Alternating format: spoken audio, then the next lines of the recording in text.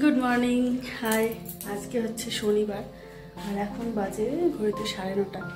তো আজকে শনিবার শনিবারে মেয়ে বাবা দুজনেরই ছুটি থাকে, কিন্তু আজকে দুজনেরই স্কুল অফিস দুটোই আছে। তো ওরা বেরিয়ে চলে গেছে। এখন আমি সকালে রান্না করেছি হচ্ছে কালকে এঁচড় করেছিলাম। এঁচড় আছে ছিল অনেকটা, মানে একটা বড় এঁচড় আমি পুরো রান্না করে ফেলেছিলাম। তো বুঝতে পারিনি যে এতটা বেশি হয়ে যাবে। ভেবেছিলাম একবার ভাবলাম যে অর্ধেকটা রান্না করি, তো ভাবলাম থাক ওটাই রান্না করা থাক। তো সেই জন্য কালকে যেটুকু ইউজ হয়েছে বাকিটুকু ফ্রিজে ছিল সেটা বের করে নিয়েছি। আর তার সঙ্গে রান্না করেছি হচ্ছে পটল আলু দিয়ে, দেখাচ্ছি দাঁড়ান, পটল আলু দিয়ে পনিরের তরকারি। তো এই হচ্ছে কালকের এঁচড়, এখনও এতটা আছে আমাদের, আজকেও মনে হচ্ছে শেষ হবে না। আর এখানে হচ্ছে পটল আলু দিয়ে পনিরের ঝোল। আর সকালে মেয়ের জন্য কিনুয়া করেছিলাম, এই যে ও কিছুটা খেয়ে গেছে আর এখানে একটা রেখে গেছে, এটাও আমার এখন ব্রেকফাস্ট হবে। আর পেঁপে কেটেছিলাম, যে পাকা পেঁপে, ওরা সবাই খেয়ে গেছে। এবার আমি যাব ব্রেকফাস্ট করতে। বাসন কোসন সব পড়ে আছে, গ্যাসটা মোটামুটি পরিষ্কার। এবার যাই, এদিকে জল গরম করে জল ফুটতে দিয়েছি। আমাদের যেটা হচ্ছে ফিল্টার করে ফুটানো জল, এখানকার আমরা জল যেটা খাই সেটা এরকমভাবে খাই। তো চলুন ব্রেকফাস্ট করে নিই। ব্রেকফাস্ট করার পরে নিচে যাব, নিচে গাছে জল দিতে হবে, তারপরে ঘর পরিষ্কার ঘর তোর ঝাড়ঝুট এসব দিতে হবে। এখানে দুধ গরম করতে বসিয়েছি। এখন এখানে তো সারাদিনে কোনো একবারও যদি আমি দুধ জাল না দিতাম নষ্ট হতো না, কিন্তু এখন একটু গরম গরম ভাব এসেছে, তো দুধ নষ্ট হয়ে যাচ্ছে। সেই জন্য সকাল বিকেল জাল দিয়ে এবার ফ্রিজে তুলে রাখছি। তো এখানে দেখুন আমি খাওয়া দাওয়া করে তারপরে ঘরটার পরিষ্কার করে স্নান করে নিয়েছি। এবার স্নান করে কিছু জামা কাপড় আমি ভিজিয়ে রেখেছিলাম রোজকারগুলো, সেগুলো হাতে কেচে টেচে নিয়ে চলে এসেছি ছাদে। আসলে আজকে প্রচণ্ড রোদ, একটু দেখুন বাইরের দিকটা পুরো ঝলসে যাচ্ছে মনে হচ্ছে। মানে এখানেই এত রোদ, আমরা তাই সবসময় বলা খাওয়া করছি যে এখানে তো তেমন গরম পড়েই না প্রায় বললেই চলে। তো এখানে যদি এত রোদ হয় তাহলে আমাদের ওইদিকে কেমন গরম পড়ছে। একদম ক্লিয়ার আকাশ। যদিও এখানে কি হয় এরকম তিন চার দিন কি একদিন যদি সারাদিন প্রচণ্ড রোদ হয়, বিকেলের দিক থেকে ঠান্ডা হয়ে যায়, একটু হলেও বৃষ্টি পড়ে যায়। এটাই একটা সব থেকে বড় সুবিধা এখানে। যদি 2-3 দিনও এখানে বৃষ্টি না হয়, হয়তো এরকম রোদ হলো, কিন্তু সেরকমভাবে আমাদের ওইখানকার মতো অত তো গরম পড়ে না। ওই রাত্রের দিকটা হয়তো হালকা করে একটু ফ্যান চালাতে হলো, কিন্তু আবার ভোরের দিকটা বেশ ঠান্ডা হয়ে যায়। হয়ে গেছে জামা কাপড় মেলা, চলে যাই। এখানে একটা জিনিস দেখাবো বলে আমি এবার ভিডিওটা অন করলাম। এই দেখুন, এই যে এইগুলোকে না এখানে অনেকে ঘাস মানে শাক পাতা হিসাবে খায়, জানি না এর নাম কি, অক্সালিস টাইপের অনেকটা। আমাদের ওখানে একটা অর্নামেন্টাল গাছ আছে অক্সালিস বলে। তো তার ফুলগুলো কি সুন্দর হয় দেখুন, এই সময় ফুল হয়, কি দারুণ লাগছে দেখতে। মানে এটা ওই ছাদে পড়ে আছে টব দুটো, তার মধ্যে এখন ওই বৃষ্টির জল পেয়ে এগুলো হয়েছে, তার মধ্যে ফুলও হয়েছে, কোনো যত্ন নেই কিছু না। কি সুন্দর ফুলগুলো লাগে দেখতে।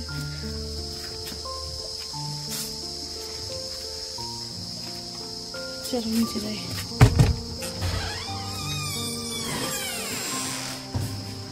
তো এখানে আমি ঘরে চলে এসেছি, ছাদে জামা কাপড় মেলে দিয়ে এবার ঘরের পুজো করে নিচ্ছি আর কি, রোজকার যে পুজো সেই আর কি।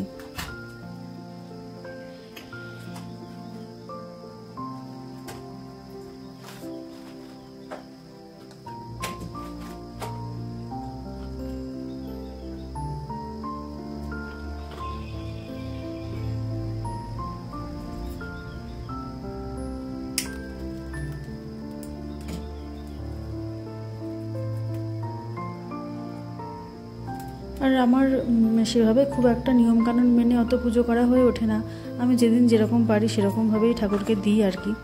আর ইদানিং দেখুন আমি এই ধূপগুলো ইউজ করছি। অনেক জায়গায় দেখেছি যে নাকি ধূপ কাঠি যে আমরা ইউজ করতাম আগে, সেইগুলো ইউজ করা নাকি খুব একটা ভালো না। আসলে কুসংস্কারাচ্ছন্ন মন হলে যা হয় আর কি, যেখানে যা দেখি তাই শুরু করে দিই। আর আমি চেষ্টা করি যেদিন একটু হাতে সময় থাকে প্রত্যেকদিন একটু কর্পূর জ্বালাতে। কর্পূর জ্বালালে ঘরের মধ্যে বেশ একটা সুন্দর গন্ধও হয়, আর তার সঙ্গে আমি শুনেছি পজিটিভিটি বাড়ে আর কি ঘরে। তো সেই জন্য এটা জ্বালাই, বিশেষ করে শনি মঙ্গলবারটা আমি চেষ্টা করি পুজো করলে। তো এবার চলে এসেছি, দেখুন স্নান করে নিয়েছিলাম কিন্তু আমার বাসন কোসন মাজা হয়নি, ওগুলো পড়ে আছে। আমি চেষ্টা করি যে আগে স্নান করে নিয়ে পুজো টুজো করে নিই, তারপরে বাদবাকি কাজ মেটাতে। এবার ওখানে ভাত বসিয়ে দিলাম, আর ভাতের এই যে চাল ধোয়া যে জলটা, এটা আমি প্রত্যেক দিনই করি। যদিও ব্যালকনিতে এখন তেমন কিছু গাছ নেই, এখনও ব্যালকনিটা সাজানো হয়নি। আগে তো প্রচুর ছিল, সেগুলো তো সব ম্যাক্সিমাম মরে গেছে। তো এখানে আমি এই তুলসী গাছ, মানি প্ল্যান্টটাকে আলাদা করেছি, আর এখানে যা যা গাছ আছে টুকটাক সেইগুলোকে একটু এই চাল ধোয়া জলটা সকাল বিকেল আমি দিয়ে দিই। এখন যেহেতু প্রচণ্ড রোদ হচ্ছে, সেই জন্য প্রত্যেক দিন জল দিতে লাগছে, যদিও বৃষ্টির সময় শুরু হলে আর রোদ জল দিতে লাগবে না। আর এইখানে দেখুন এই নয়নতারার কতটুকুনি চারা, 4 আঙুল লম্বা হবে গাছটা, তার মধ্যে 2টো ফুল ফুটে আছে। আর নয়নতারার আমি একটা গাছ এনে লাগিয়েছিলাম, নিচে কত যে গাছ হয়েছে, আগে তো আপনাদের রিলস আমি দেখিয়েছি, নয়নতারা গাছ বোঝাই হয়ে গেছে। তো যাই হোক, আমার ভাত টাত বসানো ওদিকে হয়ে গেছে, দুপুরের ভাত আর কি। তরকারি তো সকালে একবার রান্না করে নিই, ভাতটা আমি বারে বারে করি, দুপুরে একবার করি, সকালে একবার করি, বা রাতে একবার করি। এবার এখানে বাসন কোসনগুলো ধুয়ে নিচ্ছি।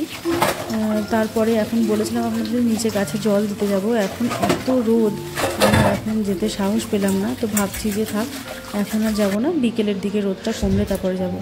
আর এই দেখুন এই যে এই স্ট্রেনারটা, এটা আমি প্রবাসী ঘরকন্যা মহুয়াদির ব্লগ থেকে দেখেছিলাম, দেখে আমি অর্ডার করেছিলাম। এটা ভীষণ উপকারী, মানে কার্যকরী একটা জিনিস। এখানে আমাদের সকলেরই নানান রকমের জিনিসপত্র, খাবারের বাদবাকি যে নোংরাগুলো ওখানে জমে গিয়ে ওই পাইপলাইন জাম হয়ে যেত। আমাদের এখানে তো ভীষণ সমস্যায় পড়েছি এই নিয়ে। তো ওটা দেখার পরে আমি ওই জিনিস কিনে নিয়ে এসে চারিদিকে লাগিয়ে দিয়েছি, এতে ভীষণ সুবিধা হয়। যখনই কিছু একটা নোংরা ওখানে আটকে যায়, সেটা নিয়ে ডাস্টবিনে ফেলে দিলাম, ব্যাস, আর কোনো অসুবিধা নেই। তো যেহেতু শনিবার ছিল, পুরো স্কুল, মেয়ের পুরো স্কুল ছিল 3টে পর্যন্ত, কিন্তু মেয়ের বাবার পুরো অফিস ছিল না, সকালের দিকেই কাজটা ছিল। তো একেবারে ওই 3টের পরেই মেয়েকে নিয়ে দুজনেই চলে এসেছিল বাড়ি। তারপরে খাওয়া দাওয়া করে, এই দেখুন বললাম না, বিকেলবেলাটা ঠিক মেঘলা হয়ে যাবে, যতই দিনের বেলা রোদ হোক না কেন। তো বিকেলের দিকে যখনই মেঘলা মেঘলা ভাব হলো, তখন আমি নিচে চলে এলাম গাছে জল দিতে। আর এখানে এত গাছ আমার ওখানে এখন হয়ে গেছে, বালতি করে টেনে টেনে জল দেওয়াটা ভীষণ সমস্যার হয়ে যায়। তো ওইখানে 2টো বড় বড় ট্যাঙ্কি লাগানো আছে নিচে, মানে উপর থেকে যে পাইপে আমাদের অফিস থেকে জলটা আসে, যখন ওপরে ছাদের ট্যাঙ্কিটা ভর্তি হয়ে যায়, তারপরে নিচে ওই ট্যাঙ্কিগুলোতে জড়ো হয়। আর এই যে দেখুন ডালিয়া, আগে একটা রিলসে আপনাদের দেখিয়েছিলাম, ছোট্ট একটু ডালিয়া। তো এই বড় যে বলছিলাম বড় ট্যাঙ্কগুলো, এগুলোতে এক্সট্রা জলটা এসে জড়ো হয়। তো তার মুখটাতে একটা ট্যাপ লাগিয়ে দিয়েছে, সেখানে পাইপ লাগিয়ে নিয়ে আমরা এখন জল দিতে পারবো। কিন্তু আমার কাছে এখন এক্সট্রা পাইপ নেই, প্রচুর পাইপ ছিল, সব নিয়ে চলে গেছে নাকি জানি না, পাইপ কিনতে হবে, যার জন্য আপাতত এরমভাবে জল দিতে হচ্ছে। এখন বাজে রাত 11:30। তো মেয়ে ঘুমিয়ে বলেছে, মেয়ের বাবা শুয়ে বলেছে অনেকক্ষণ আগে। আমার কিছু কাজ ছিল, কালকে একটু স্পেশাল খাওয়া দাওয়া হবে, কোনো কারণ নেই, এমনি আমরা যে কজন আছি মোটামুটি এখানে সবাই একসাথে খাওয়া দাওয়া করবো দুপুরে। সেই জন্য চিকেন বিরিয়ানি বানাবো। চিকেনটাকে ম্যারিনেট করলাম, আর এখানে বানাচ্ছি, মানে ট্রাই করছি, জানি না কত সাকসেস হবে, চিজ কেক। তো এটা আর একটুখানি ভাবতে এটাকে বন্ধ করে রেখে আমি গিয়ে শুট করবো, আর ভালো লাগছে না। তো আজকের ব্লগটা এখানেই শেষ করবো বলতে লাস্টে কালকে সকালে গিয়ে চিজ কেকটা কী পরিস্থিতি হয় সেটা দেখিয়ে নিই, তারপর ব্লগটা শেষ করবো। আপাতত গুড নাইট, টাটা। তো এখানে আবার পরের দিনকে চলে এসেছি সকালবেলা চিজ কেকটা দেখানোর জন্য। চিজ কেকটা কিন্তু দারুণ হয়েছিল, মানে আমার এক্সপেরিমেন্ট একেবারে সাকসেসফুল। যদিও একটু সমস্যা যেটা হয়েছিল সেটা হচ্ছে একটু মিষ্টি কম হয়েছিল, কিন্তু টেক্সচারটা দারুণ এসছে, মানে আমি ভাবতে পারিনি এত সুন্দর হবে। আর টেস্টটাও কিন্তু মিষ্টি কম হয়েছিল, কিন্তু যে খারাপ হয়েছিল তা কিন্তু না। তো চলুন আজকের মতো ব্লগটা এখানেই শেষ করছি। নমস্কার।